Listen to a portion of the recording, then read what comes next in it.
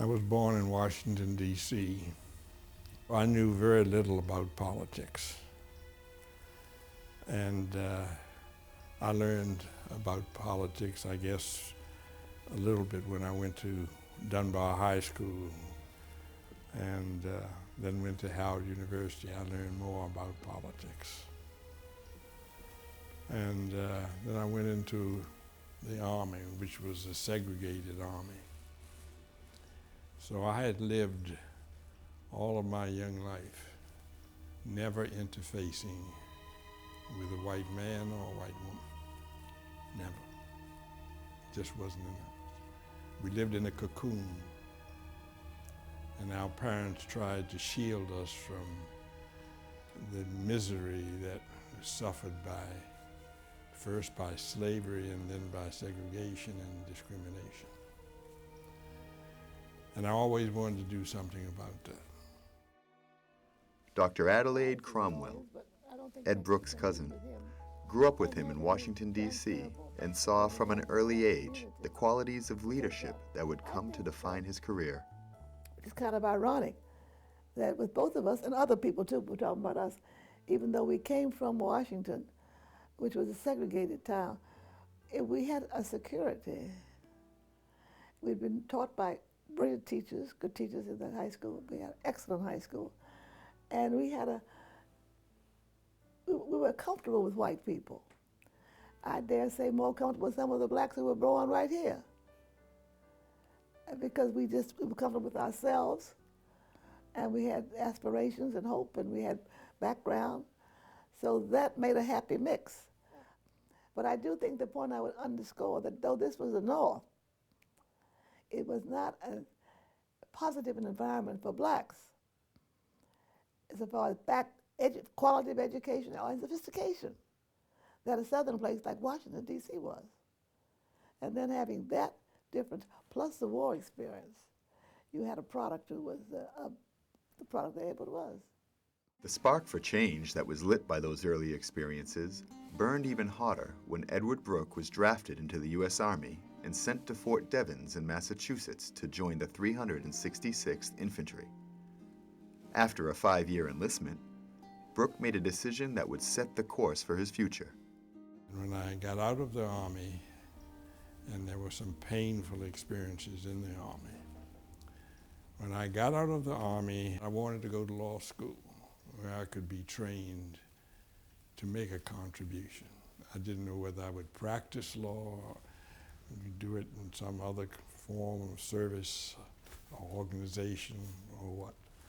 But I knew I wanted to learn more because I've always had a strong feeling for the rule of law and what it means to the salvation of this country and truly of the world. Brooke graduated from the law school at Boston University in 1948 and started a law practice in Roxbury, with somewhat mixed results. I'm sure when Senator Brooke started his law practice many years ago with Harry Elam, who went on to be a very distinguished member of the bench in Massachusetts, Judge Elam, it must have been very difficult to get clients, to have people have the confidence to want to use their legal services, despite the fact that they were extremely well qualified. And so there were limitations that were superimposed on them, I'm sure in large part because of who they were and what they looked like, the color of their skin. It didn't take long for the pull of politics to tap Brooke and his circle of advisors as they urged him to run for public office. We certainly felt, those of us that were involved in the campaign, that Ed Brooke was the kind of personality, had the kind of personality that we thought would be attractive to voters. He spoke well. He was a lawyer and was respected in the community. And we felt that, that he had all of the qualities that we were looking for in someone who could represent this community. After narrowly losing 3 elections, Brooke secured the top spot at the Boston Finance Commission, where he served for 1 year before setting his sights on the office of Attorney General of Massachusetts. He won the seat in 1962 and was re-elected in 1964. In doing so, he became the first elected African-American Attorney General of any state in American history. One reporter wrote that Brooke is a black man in a white state, a Protestant in a Catholic state. He's a Republican in a Democratic state, and he is poor. And I pleaded guilty to all indictments. When I ran for office in Massachusetts, I said, I'm not asking you to vote against me because I'm a black man. I'm not asking you to vote for me because I'm a black man. I'm asking you to vote for me because you believe that I have the qualifications, the intellect, the work ethic, which I always threw in it, that I have ideas, and that my head and my heart are right for this job. And people listened to it. They believed it. And one of my slogans was, "You can believe in Brooke." One of my early slogans was, "You can believe in Brooke." Edward Brooke was elected to the Senate for Massachusetts, the first Negro to win a seat there since the Civil War.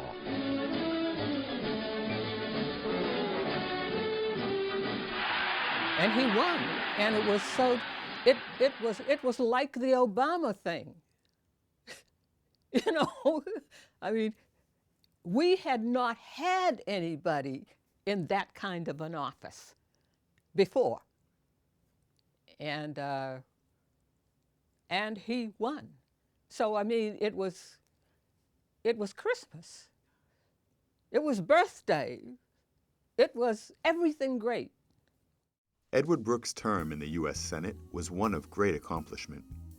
Never wavering from the principles that guided his life, he championed causes ranging from housing issues to leading the fight to retain Title IX. Brooke's legislation served to empower those who often found themselves without a voice. Evidence of the esteem in which he is held is seen in the numerous awards and honors that he has received over the years. In the year 2000, a newly constructed Boston courthouse was dedicated in his honor.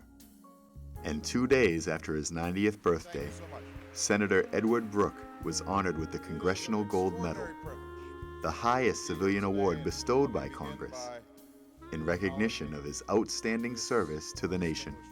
If one is a student of history and looks at the accomplishments of people like Senator Ed Brooke, that serves as a point of inspiration to say that even way back then, he was successful. Why can't I do the same thing now?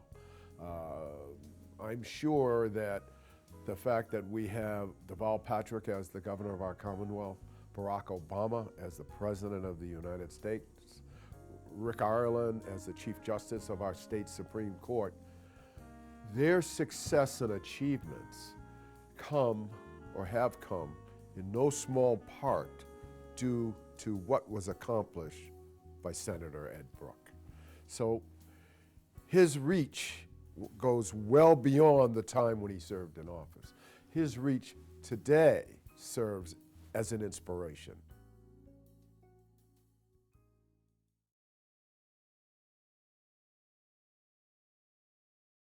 Senator, on behalf of the Massachusetts Black Lawyers Association, I want to thank you for not only your contributions and service to the Commonwealth of Massachusetts and the nation, but to the courage that you took in stepping forward when no one else did, and for taking and traveling on paths that no one else had traveled before you. Had it not been for the groundwork that you've laid, we might not have heard of Deval Patrick as governor of Massachusetts or Barack Obama as president of the nation. And so I just want to thank you on behalf of our association and present to you this Lifetime Achievement Award for your outstanding dedication and a lifetime of service enhancing the legal profession. This is for you, sir. Thank you so much for everything that you've done for our Commonwealth and for enhancing the practice for black lawyers.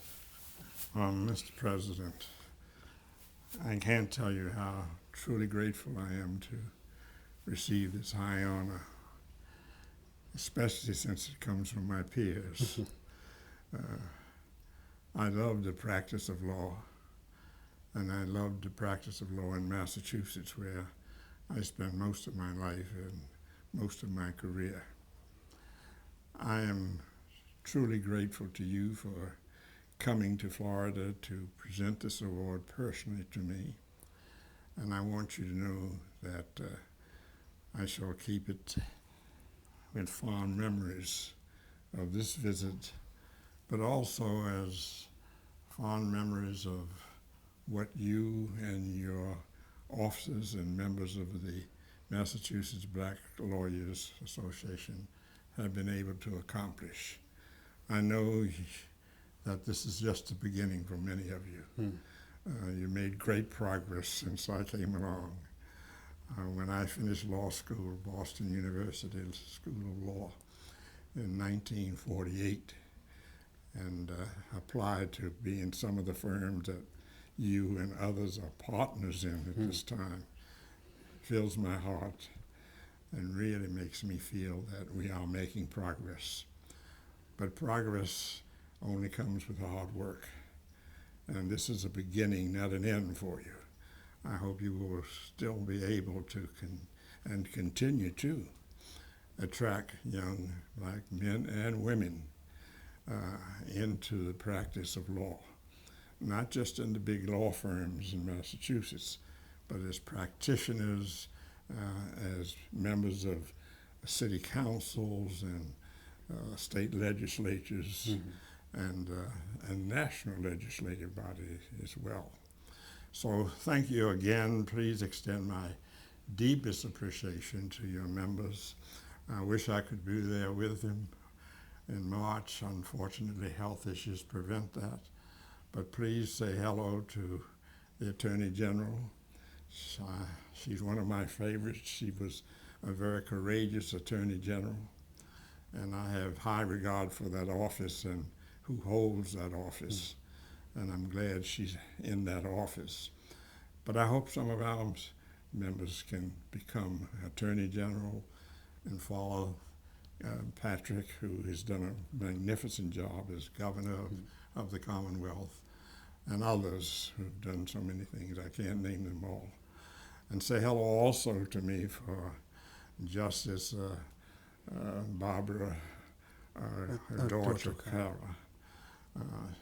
When she was the Chief Justice of Administrative Division, she and I were very close friends and did things together.